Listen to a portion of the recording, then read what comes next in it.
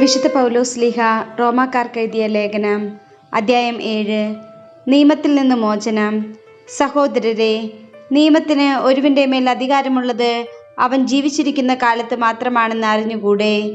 നിയമം അറിയാവുന്നവരോടാണല്ലോ ഞാൻ സംസാരിക്കുന്നത്. വിവാഹിതയായ സ്ത്രീ ഭർത്താവ് ജീവിച്ചിരിക്കുന്നിടത്തോളം കാലം അവനോട് നിയമത്താൽ ബന്ധിക്കപ്പെട്ടിരിക്കുന്നു.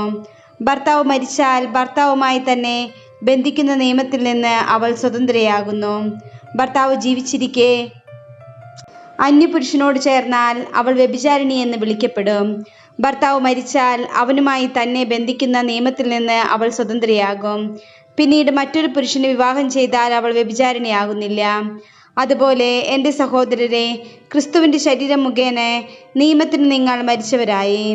ഇത് നിങ്ങൾ മരിച്ചവരിൽ നിന്ന് ഉയർപ്പിക്കപ്പെട്ടവൻ്റെ സ്വന്തമാകേണ്ടതിനും അങ്ങനെ നാം ദൈവത്തിനു വേണ്ടി ഫലം പുറപ്പെടുവിക്കേണ്ടതിനുമത്രേ. നാം ശാരീരിക അഭിലാഷങ്ങൾക്കനുസരിച്ച് ജീവിച്ചിരുന്നപ്പോൾ മരണത്തിനു വേണ്ടി ഫലങ്ങൾ പുറപ്പെടുവിക്കാൻ നിയമം വഴി പാപകരമായ ദുരാശകൾ നമ്മുടെ അവയവങ്ങളിൽ പ്രവർത്തിച്ചിരുന്നു. ഇപ്പോഴാകട്ടെ നാം നമ്മെ അടിമപ്പെടുത്തിയിരുന്നതിന് മരിച്ച് നിയമത്തിൽ നിന്ന് മോചിതരായി. ഇത് ആത്മാവിൻ്റെ പുതുമയിൽ, നിയമത്തിൻ്റെ പഴമയിലല്ല, നാം ശുശ്രൂഷ ചെയ്യുന്നതിന് വേണ്ടിയാണ്. നിയമത്തിൻ്റെ സ്വാധീനം. ആകയാൽ നാം എന്താണ് പറയേണ്ടത്? നിയമം പാപമാണെന്നോ? ഒരിക്കലുമല്ല. എങ്കിലും നിയമമില്ലായിരുന്നെങ്കിൽ ഞാൻ പാപം എന്തെന്ന് അറിയുമായിരുന്നില്ല. മോഹിക്കരുത് എന്ന് നിയമം അനുശാസിക്കാതിരുന്നെങ്കിൽ മോഹം എന്തെന്ന് ഞാൻ അറിയുമായിരുന്നില്ല. എന്നാൽ പ്രമാണം വഴി അവസരം കണ്ടെത്തി പാപം എല്ലാവിധ മോഹവും എന്നിൽ ജനിപ്പിച്ചു. നിയമത്തിൻ്റെ അഭാവത്തിൽ പാപം നിർജീവമാണ്. ഒരു കാലത്ത് നിയമം കൂടാതെ ഞാൻ ജീവിച്ചു. എന്നാൽ പ്രമാണം വന്നപ്പോൾ പാപം സജീവമാവുകയും ഞാൻ മരിക്കുകയും ചെയ്തു. ഇങ്ങനെ ജീവന് വേണ്ടിയുള്ള പ്രമാണം എനിക്ക് മരണമായി തീർന്നു. എന്തുകൊണ്ടെന്നാൽ പാപം കൽപ്പന വഴി അവസരം കണ്ടെത്തി എന്നെ ചതിക്കുകയും അതുവഴി എന്നെ കൊല്ലുകയും ചെയ്തു. നിയമം വിശുദ്ധം തന്നെ, കൽപ്പന വിശുദ്ധവും ന്യായവും നല്ലതുമാണ്. പാപത്തിൻ്റെ സ്വാധീനം. അപ്പോൾ നന്മയായിട്ടുള്ളത് എനിക്ക് മരണമായി തീർന്നെന്നോ? ഒരിക്കലുമില്ല. പാപമാണ് നന്മയായിട്ടുള്ളതിലൂടെ എന്നിൽ മരണമുളവാക്കിയത്.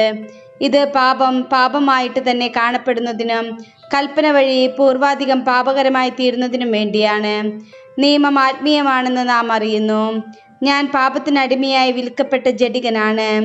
ഞാൻ ചെയ്യുന്ന പ്രവൃത്തികൾ തന്നെ എനിക്ക് മനസ്സിലാകുന്നില്ല. എന്തെന്നാൽ ഞാൻ ഇച്ഛിക്കുന്നതല്ല, വെറുക്കുന്നതാണ് ഞാൻ പ്രവർത്തിക്കുന്നത്. ഞാൻ ഇച്ഛിക്കാത്തത് പ്രവർത്തിക്കുന്നെങ്കിൽ നിയമം നല്ലതാണെന്ന് ഞാൻ സമ്മതിക്കുന്നു. എന്നാൽ ഇപ്പോൾ അങ്ങനെ പ്രവർത്തിക്കുന്നത് ഞാനല്ല, എന്നിൽ കുടികൊള്ളുന്ന പാപമാണ്. എന്നിൽ, അതായത് എൻ്റെ ശരീരത്തിൽ നന്മ വസിക്കുന്നില്ലെന്ന് ഞാൻ അറിയുന്നു. നന്മ ഇച്ഛിക്കാൻ എനിക്ക് സാധിക്കും, എന്നാൽ പ്രവർത്തിക്കാൻ സാധിക്കുന്നില്ല.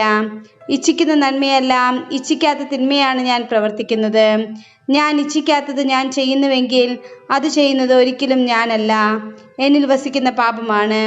അങ്ങനെ നന്മ ചെയ്യാൻ ആഗ്രഹിക്കുന്ന എന്നിൽ തന്നെ തിന്മയുണ്ട് എന്നൊരു തത്വം ഞാൻ കാണുന്നു.